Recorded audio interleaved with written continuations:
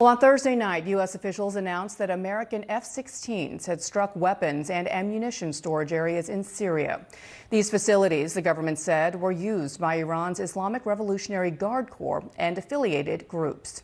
Now, the strikes were a response to a series of attacks on U.S. forces in Iraq and Syria from Iran's proxies since the war began. Earlier that day, Iran's foreign minister, Hossein Amir-Abdollahian, seemed to threaten the U.S. in a speech at the UN, saying that America, quote, wouldn't be spared from the fire if the war in Gaza continued. I sat down with him on Thursday afternoon to ask him about that threat. But I began the interview with what began this war in the first place, the October 7th Hamas attack. Mr. Foreign Minister, thank you for taking the time. Let me start by asking you, did Iran play any role, direct or indirect, in the October 7th Hamas attack on Israel? You know, what happened on 7th of October in the occupied territories of Palestine, it was a decision that was made by the Palestinians alone. And since the country was occupied, they thought that it was a natural right to defend their own territories, to carry out the operation. That was a totally Palestinian operation and decision. Well, the New York Times and the Wall Street Journal say their sources from both Hamas and the IRGC tell them that Iran was directly connected to the attack. I think this is totally baseless claim and allegation. Naturally, we do support Palestine. We have always had political, media, and international support for Palestine. We have never denied this. This is the truth. But in relation to this operation called the Al-Aqsa Storm, and there was no connection between Iran and this Hamas operation, not my government, no part in my country. You know what they did?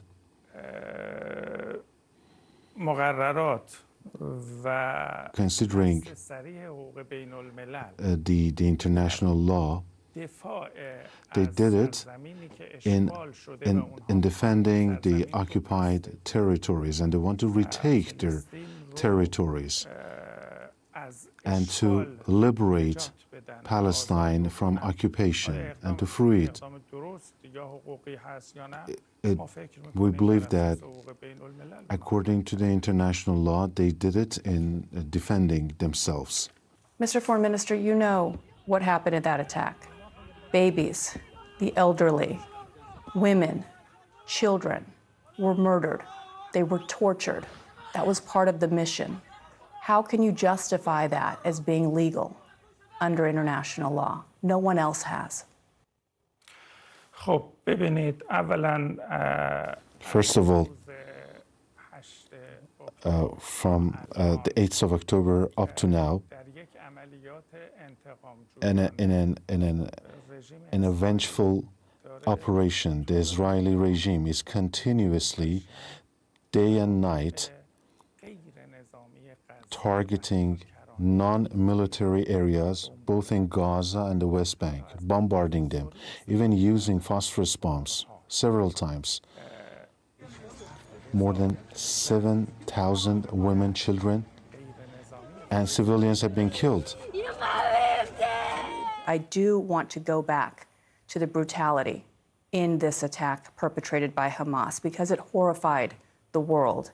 And yet your office, the day after, said this, quote, "The resistance has so far achieved brilliant victories during this operation, and this is a bright spot in the history of the Palestinian people's struggle against the Zionists." You yourself called the attack a historic victory.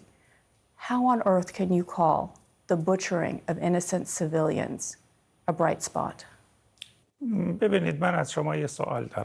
me ask you a question. Has Israel occupied Palestine or the other way around? The Palestinians occupying Israel. Which one is the occupied? In response to occupation, 75 years of humiliation. But you know Israel has not been in Gaza for many years. Hamas has controlled Gaza. اسرائیل در بخش عمده‌ای از سرزمین‌های اشغالی In a large number of territories belonging to Palestinians, Israel has been there for years. They're demolishing their houses of the Palestinians, and they are expanding upon their settlements. They have killed thousands of Palestinians, made them homeless. This is continuous genocide, and the crime is going on. What happened was a natural response to about 75 years of crimes, genocide, and occupation. We could go back and talk about 75 years, but I'm talking to you specifically about this attack which precipitated the war that we've now seen. I'm asking you specifically, what for the prevalent and extensive attacks against Gaza, in killing of 7,000 women and children, why are you not seeing both sides, the occupying side? Yes, we don't approve of the killing of the civilians. So you condemn I have met with the leader of Hamas in Qatar. I asked him. He explained to me why they did what they did. He said that we wanted to retake our occupied territories. He explained to me that in the past month, Netanyahu was involved in very radical and extremist actions again, and also desecrated the Al-Aqsa Mosque, and even disrespected the Christians, and also Jewish settlements in the West Bank. For 16 years, Gaza is a small area, is under total human blockade. When you treat a nation like this, they believe it is their right to defend their motherland. You see, I would like to emphasize, we are opposed to the killing of the civilians. The political leader of Hamas told me that we stand ready to battle the military Israelis for a long time, but the civilians should be left out.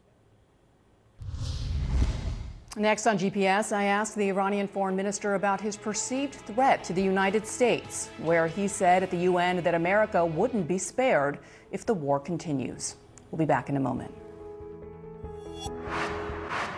As the war rages on in Gaza, U.S. officials are now warning of a growing likelihood of escalation in the wider region. Israel is trading heavy fire with Hezbollah militants on its Lebanese border.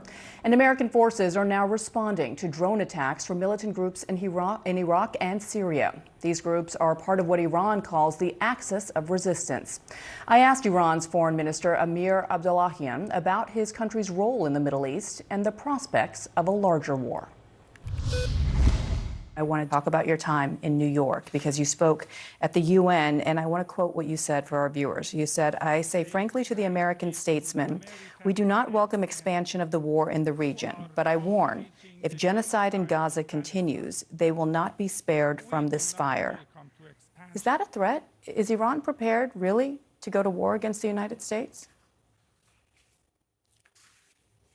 ببینید ما We don't want this war to spread out. But with all due respect, your actions don't seem to match your words. You say that you are playing a constructive role in helping peace and security, but according to the Pentagon, groups affiliated with Iran have targeted U.S. forces or bases in the region at least 15 times now since October 17th, injuring at least 20 U.S. military personnel. A U.S. carrier strike group shot down 15 drones, 4 cruise missiles fired by Iran-backed Houthi militants in Yemen that was aimed towards Israel. President Biden said this yesterday. He said, any attack that is carried out in the region, and if the U.S. interests are targeted by any group, linking into the Islamic Republic of Iran without offering any piece of proof is totally wrong. You see, 2 weeks ago, I was in Iraq, also in Syria and Lebanon. I could see up close and personal that the people of the region, they are very sensitive about the developments in the Palestine. They were angry. They are not receiving orders from us. They act according to their own interest. And also, what happened, what was carried out by Hamas, it was totally Palestinian.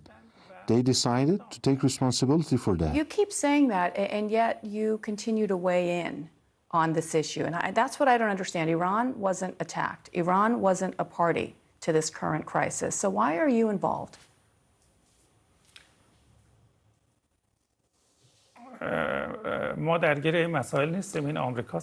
are not involved. Why is the U.S. so involved? We are Well, the U.S. is region. protecting an ally that was attacked unprovoked.